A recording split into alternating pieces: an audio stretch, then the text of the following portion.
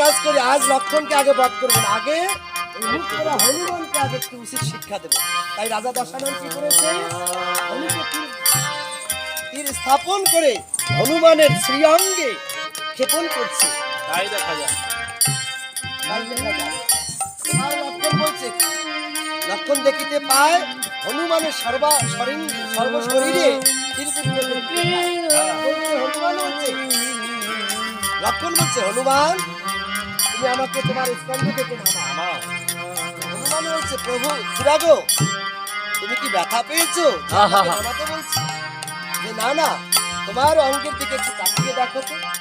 হনুমান দেখিতে পায় সর্বশরীরে দুর্বৃত্ত হয়ে আসছে সেখানে। কি করেছে, খুড়া একটু নামো তো, আমি বেটা দশানন্দে একটু উচিত শিক্ষা দিয়ে আসি। হনুমান কি করেছে, এক লক্ষ্য দিয়ে দশাননের রথখানার উপর পড়েছে। আর যখন রথখানার উপরে পড়েছে, সঙ্গে সঙ্গে রথখানা ঘোরা হয়ে গেছে।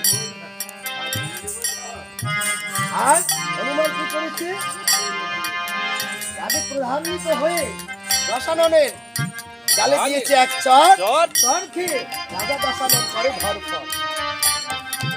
এবার আরেকবার যখন চর দিতে উদ্যত হয়েছে, তখনই বলছে রাজা দশানন, হনুমান তোমার রামের দোহাই, তুমি আর আমাকে হেরো না। যখন রামের দোহাই দিয়েছে, হনুমান বলেছে, বেটা তুই বেঁচে গেলি, আমার প্রভু রামের দোহাই দিয়েছে, তাই তার তোকে কিছু করলাম না। হনুমান ফিরে গিয়েছে আবার লক্ষণের কাছে।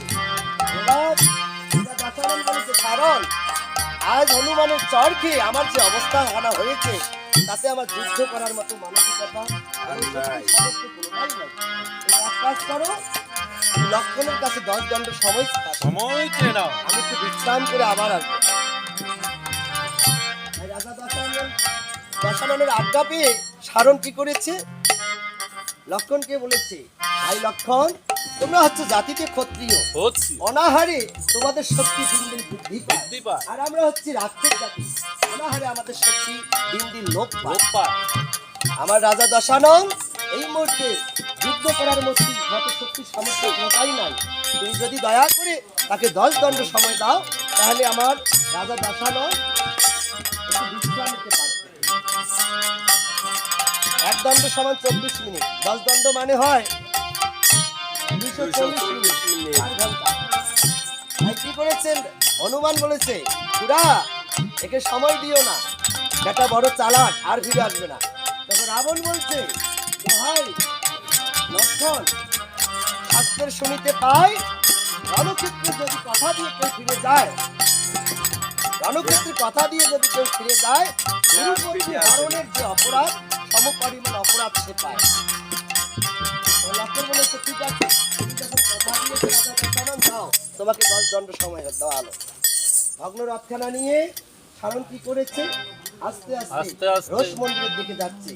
সারণ বলছে, রাজা দশানন বলছে, সারণ রথখানা এখানে রাখো, আমি একটু রোষ মন্দিরে একটু বিশ্রাম নেই।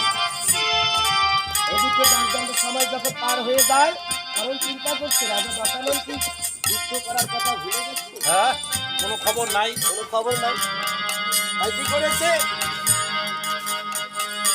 তাই কি করেছে রাজ্যে অভিমুখে গমন করেছে, গিয়ে মন্দোদরী রানীকে বলছে, রানী মন্দোদরী, রাজা দশানন কি যুদ্ধে যাবে না?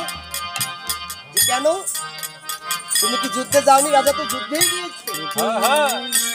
তুমি কি যুদ্ধে যাওনি? কারণ বলছে, মা তুমি তো যুদ্ধ থেকে এসে গিয়েছিলাম, বিশ্রাম নেওয়ার জন্য 10 দণ্ড সময় চেয়ে এসেছে, এখন তো 10 দণ্ড সময় পেরিয়ে যাচ্ছে। কারণ কে বলছে, সারণ তাকে কোথায় রেখেছিস? ঘোষ মন্দিরে। আচ্ছা তুমি একটু দাঁড়াও, আমি একটু দেখে আসি। আমি মন্দোদরী ঘোষ মন্দিরে গিয়ে দেখিতে পাই মলিন বদনে রাজা দশানন রয়েছে সেখানে। সে বলছে, রাজা দশানন তবে কি আপনি পরাজয় মেনে নিয়েছেন? তবে কি আপনি যুদ্ধে যাবেন না? রাজা দশানন বলছে, রানী গো, আমার শক্তি সামর্থ্য আজ আমার কোনো অস্ত্র নেই যে রামের সঙ্গে যুদ্ধ করবো। আজ আমি শক্তিহীন হয়ে পড়েছি, আমি কি নিয়ে যুদ্ধ দশানন, আপনি যুদ্ধের জন্য প্রস্তুত হন। আমি আপনাকে একখানা দান দিচ্ছি, যার নাম হয়েছে শক্তিশালী। শক্তিশালী। রাবণ বলছে, রানী মন্দোদরী, আমার হাজার হাজার বাণ চলে গেল ওই রামের সঙ্গে যুদ্ধ করতে, আহা, আর তুমি কি তোমার বলছো? মাত্র একটা বাণ। একখানা বাণ দিয়ে আমি কি করবো? রানী মন্দোদরী বলছে, শোনো রাজা দশানন, এই বাণখানা যেমন তেমন বাণ নয়। আমার পিতা ময়দানব আমার যুদ্ধের সময়, বিবাহের সময় আমাকে যৌতুক হিসেবে দিয়েছিলেন। আর বলেছিলেন, রাজা মন্দোদরী, তোকে যার সঙ্গে বিবাহ দিচ্ছি, জগতে তার শক্তি, সামর্থ্য, ধন দৌলত কোনো কিছুরই অভাব নেই। হ্যাঁ, তাই আমি তোকে অন্য কিছু যৌতুক দিচ্ছি না, তোকে এই বাণখানা দিচ্ছি। তোর প্রাণপ্রিয় পতি কোনোদিন যদি বিপদে পড়ে, আর এই বাণখানা তুলে দিচ্ছি। মনে রাখিস, এই বাণখানা যার নাম স্মরণ করে ক্ষেপণ করা হবে, জগতে তাকে রক্ষা করতে পারে এমন শক্তি এই ছবি না, আমার। হরিবল, হরিবল। আমাকে ধরে দেন।